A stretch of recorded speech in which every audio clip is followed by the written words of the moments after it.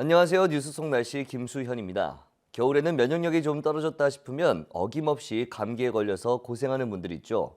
그런데 이번 감기는 좀 독하네라고 생각하면서 평소 감기처럼 대하셨다가는 안 되겠습니다. 감기와는 성질이 다른 독감일 수 있기 때문인데요. 질병관리본부는 지난 8일 독감 유행주의보를 발령했습니다. 이는 2010년 이후 가장 빠른 발령이라고 하는데요. 오늘은 가정의학과 전문의 김웅수 원장과 함께 독감에 대한 자세한 이야기 나눠보도록 하겠습니다. 원장님 안녕하세요. 네, 안녕하세요. 네. 자, 먼저 질병관리본부에서 2010년 이후에 가장 빠르게 독감 유행주의보를 발령을 했는데 제 주변에만 하더라도 독감 걸린 분들 굉장히 많이 있습니다. 실제로 요즘에 어떤 그 병원을 찾는 분들이 많이 늘어났나요? 네, 최근에 38도 이상의 고열, 또 두통, 심한 몸살로 고생하시다가 병의원을 찾아오시는 분들이 늘었습니다. 질병관리본부는 지난달 27일부터 이달 3일 사이에 병원을 찾은 외래 환자 1000명당 독감 의심 환자가 13.5명으로 유행 기준인 8.9명을 초과해서 8일 날 유행주의보를 발령했습니다. 1000명당 환자 4.5명이었던 한 달 전과 비교해보면 50%나 급증했는데요. 올해 유행주의보 발령은 지난 2010년 이후 가장 빠른 것입니다. 올해 1월 14일 지난 겨울보다 37일 이른 시기입니다. 독감 유행이 해를 넘기기 전에 시작된 것은 2010년 이후 처음이라고 합니다. 네. 그렇다면 유행주의보가 내려지는 독감 유행주의보가 내려지는 기준이 있을 것 같은데 기준이 어떻게 됩니까? 그것은 독감 유행주의보는 독감으로 의심되는 증상을 보이는 환자의 비율이 독감 유행 기준을 초과했을 때 발표하게 됩니다. 독감을 예방하기 위해서 질병관리본부가 올해부터 유행 기준을 낮추어서 유행주의보 발령이 일주일 정도 앞당겨졌습니다. 이를 통해서 어린이나 노인 등 독감 고위험군은 이전보다 일찍 항바이러스제의 건강보험 혜택을 받을 수가 있습니다. 질병관리본부에 따르면 2016년부터 2017년 사이 그 독감 유행 기준이 외래 환자 1000명당 8.9명 수준인데요.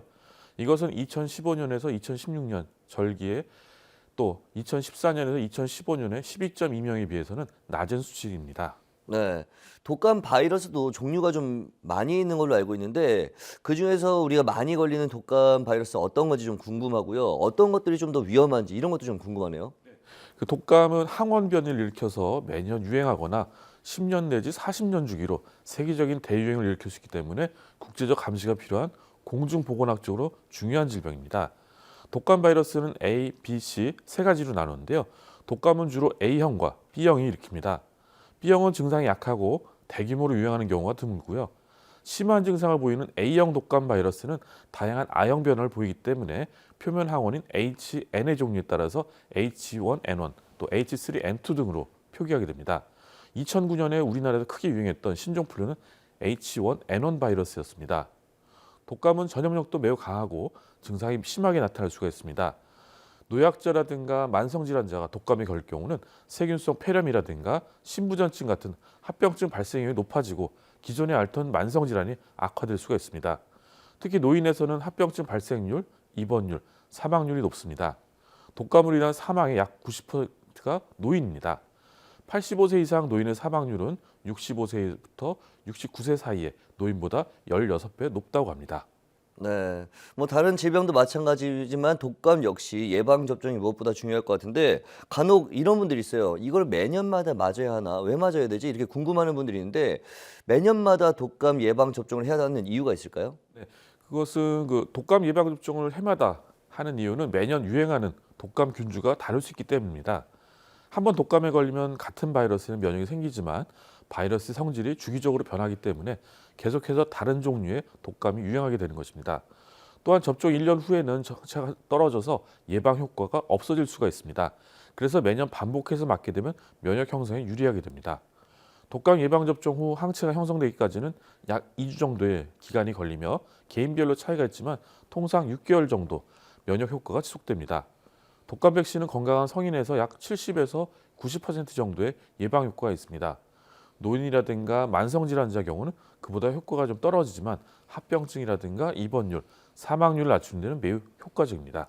네, 성인의 70에서 90%가 예방 효과가 있다고 하면은 예방 접종을 잘 해도 독감 없이 지나갈 수 있을 것 같은데 그렇다면 중요한 게 언제 해야 하는 것과 또 어떤 분들이 특히 더 이렇게 접종을 해야 하는지 이거거든요. 어떻습니까? 네, 우리나라는 통상 12월부터 다음 해 5월까지 독감 유행이 발생하기 때문에 백신 공급 시기와 예방접종 효과 지속 기간을 고려해서 본격적인 유행 발생 전인 10월부터 12월 사이에 예방접종이 권장됩니다.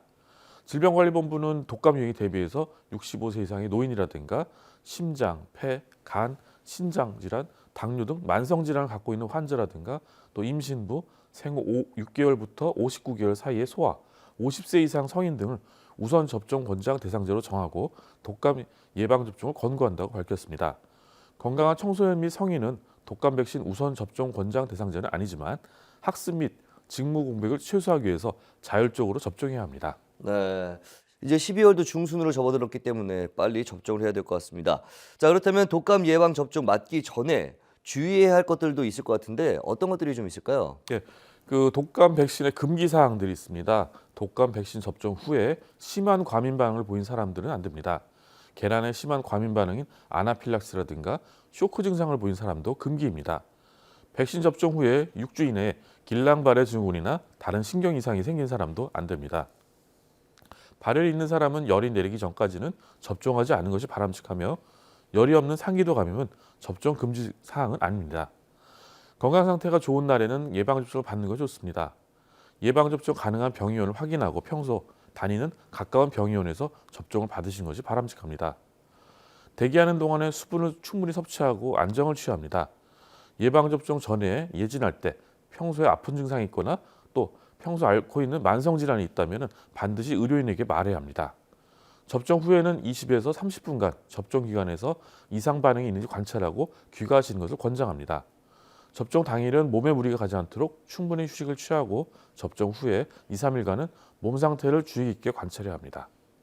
네, 마지막으로 예방 접종 외에 생활 속에서 독감을 예방할 수 있는 어떤 생활 습관들이 있다면 어떤 것들이 있는지 설명 좀 부탁드리겠습니다.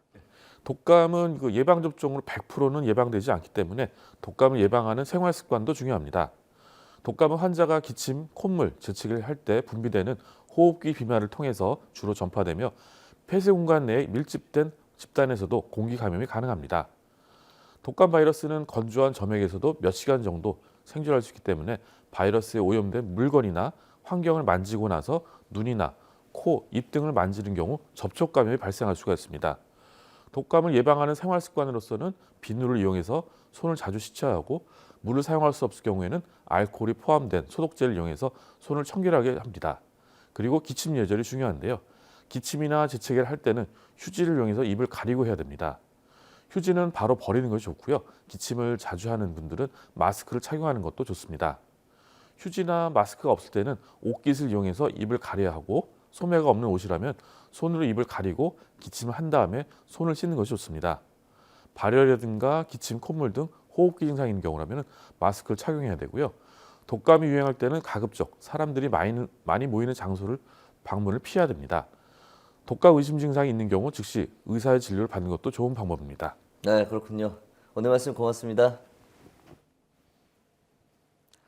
독감을 예방하기 위해서는 평상시 규칙적인 수면과 운동을 통해 몸의 스트레스를 줄여주고 철저한 손 씻기와 기침 예절을 지키는 것이 감염 예방에 도움이 됩니다. 또한 아직 예방접종을 하지 않은 분들은 가까운 보건소나 병원을 방문하셔서 독감 예방접종 서두르시는 것이 좋겠습니다. 뉴스 속 날씨 오늘 준비한 소식은 여기까지입니다. 시청해주신 여러분 고맙습니다.